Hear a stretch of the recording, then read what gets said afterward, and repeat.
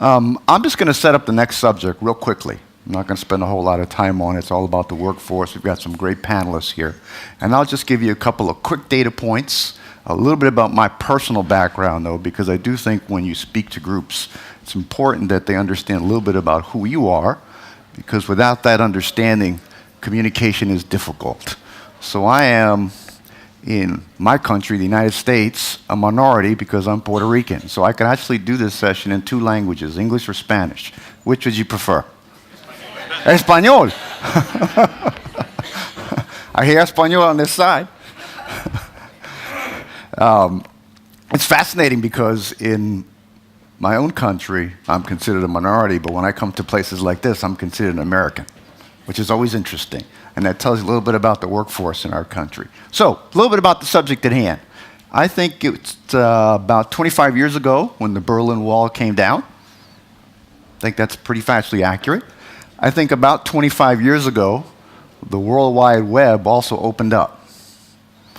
And if you think of those two extremes, a physical structure that basically kept people in, guarded, secured, and then think of the World Wide Web, and I think we're all pretty convinced it's not guarded, it's not secured, anybody can get on there, and those two dimensions put in stage something in this generation that none of us certainly anticipated. What would that have been? Well, for us, quite simply, it would have been the fact that the workforce became more mobile, became more global. It had an ability to leave the boundaries simply through technology, whether we liked it or not. So if you thought of the 19th century as being tariff-driven, and the 20th century as being trade and treaty-driven, then think of the 21st century will be globally talent-driven.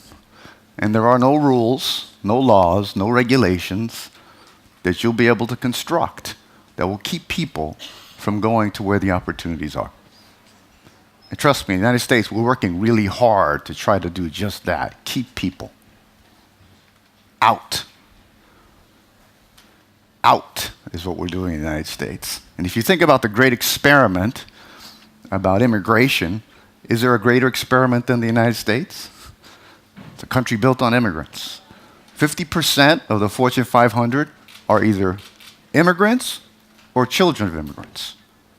And yet in the United States, we have a policy today that basically says you can come to our universities, you can get your degrees, your STEM degrees, but then you have to leave the country. We actually built a wall in one of our states.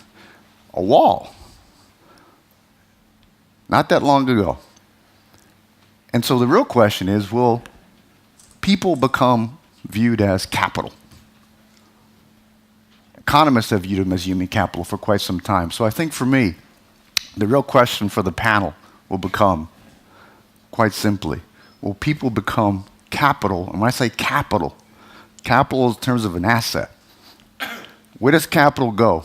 Capital flows to where it has the greatest returns. Capital flows to where the greatest opportunities are, and it is unrestricted.